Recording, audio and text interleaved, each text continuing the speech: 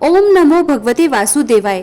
ज्येष्ठ मास की कथा का तीसरा अध्याय। आज की कथा में हम सुनते हैं व्रत वर्णन महात्म्य। स्कंद जी कहने लगे कि हे मुनियों, सब पापों का नाश करने वाला ज्येष्ठ मास के दिनों का महात्म्य और संपूर्ण जल दान का महात्म्य कहता हूँ, आप श्रवण करें। ज्येष्ठ शुक्ला एकम से लेकर ज्येष्ठ शुक्ला दशमी तक पवित्र गंगा दशहरा नामक व्रत करना चाहिए। प्रतिदिन गंगा जल के पवित्र जल में स्नान करना चाहिए। समस्त तीर्थों के अभाव में जो भी जल मिले वह भी गंगा जल के समान ही कहा गया है। इन 10 दिनों में जो स्नान करता है वह 100 जन्मों के इकट्ठे किए हुए 10 प्रकार के पापों से मुक्त हो जाता है और इसमें कुछ भी संशय नहीं है। इन दिनों में अनेक प्रकार के दान देना चाहिए। इन 10 विध पापों में 5 महापाप और 5 लघु पाप है। इन दिनों में दिए गए सब दान अक्षय हो जाते हैं। हे ऋषियों, ज्येष्ठ मास शुक्ल पक्ष की द्वितीया के दिन अपराह्न समय में प्रसिद्ध समान नामक कल्प प्रारंभ हुआ। उस द्वितीया के दिन समान नामक कल्प में स्नान, दान, श्राद्ध तथा ब्राह्मण भोजन कर्म को भगवान विष्णु के निमित्त जो भक्ति और श्रद्धा से करते हैं उनको कोटि गुना अधिक फल प्राप्त होता है। और ज्येष्ठ शुक्ला तृतीया के दिन पंचांगनी साधक नामक व्रत प्रारंभ होता है। पंचांगनी साधक व्रत का मास तक करने से मनुष्य समस्त पापों से छूट जाता है और तेज में सूर्य के समान हो जाता है, इसमें कोई संदेह नहीं है। इस तृतीया के दिन विशेषतया रंभा व्रत करना चाहिए। सत्वा विधवा सभी स्त्रियां इस व्रत को सौभाग्य सिद्धि के लिए करें। हे ब्राह्मण श्रेष्ठ, इसी तृतीया को वामन कल्प का प्रारंभ हुआ। अतः तृतीया के दिन दही और चावल का दान करने से भगवान वामन संतुष्ट होते हैं।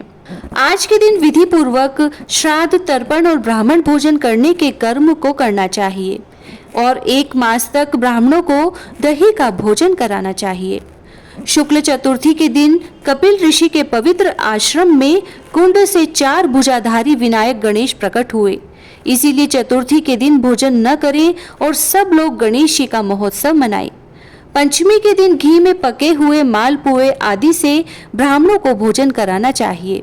पहले इसी शुक्ल चतुर्थी के दिन सती उमा प्रकट हुई थी, इसीलिए स्त्रियां इस चतुर्थी को सौभाग्य वृद्धि के लिए उमा पार्वती का विविध उपचारों से पूजन करें तथा गीत, नाच आदि का उत्सव करें।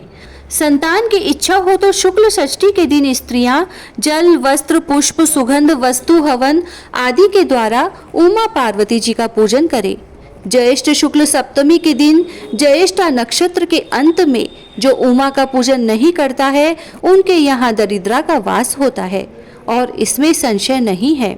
इसीलिए दरिद्रा से भयभीत मनुष्यों को सप्तमी के दिन उमा का पूजन और दशमी के दिन विभव विस्तार के अनुसार गंगा जी का पूजन करना चाहिए, क्योंकि लोक पावनी गंगा दशमी के दिन स्वर्ग से अवतीर्ण हुई थी। अतः दशमी, एकादशी और बारस इन 3 दिनों से एकादशी का व्रत साध्य कहा है। एकादशी का व्रत समस्त पापों का नाश करने वाला है। इसका व्रत निर्जल उपवास करने से सिद्ध होता है। त्रयोदशी से लेकर पूर्णमासी तक 3 दिन का जो उत्तम व्रत कहा गया है, यह व्रत सावित्री नाम से प्रसिद्ध स्त्रियों को सौभाग्य देने वाला है। उन दिनों में वट वृक्ष के मूल भाग में जल सिंचन करें और वट वृक्ष के समीप ब्रह्मा, यमराज, सत्यव्रत और सावित्री का पूजन करें। इस तरह निद्रा, आहार का त्याग कर 3 दिन व्रत करें। इसी प्रकार कृष्ण पक्ष में भी 3 दिन का व्रत करके परिवा यानी एकम के दिन पारना करें। यह नित्य व्रत है। स्त्रियां इस व्रत को सदैव करें। यह व्रत 1 वर्ष करने से सिद्ध होता है।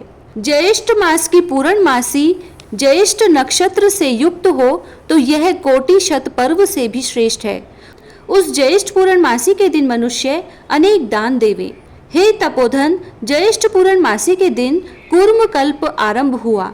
इसीलिए उस दिन स्नान, दान, तर्पण और ब्राह्मण भोजन जो पितरों के उद्देश्य से करते हैं वो परम पद को प्राप्त होते हैं। हे भूसुर, सतयुग के आरंभ में ज्येष्ठ पूर्णमासी के दिन मनवंतर कल्प आरंभ हुआ। इसीलिए उस दिन श्राद्ध दान करना पितरों को तृप्तिदायक कहा है। इस प्रकार देवताओं से पूजित इस ज्येष्ठ मास में बहुत से व्रत कहे हैं। इसीलिए उस दिन श्राद्ध और दान करना पितरों को तृप्तिदायक कहा है।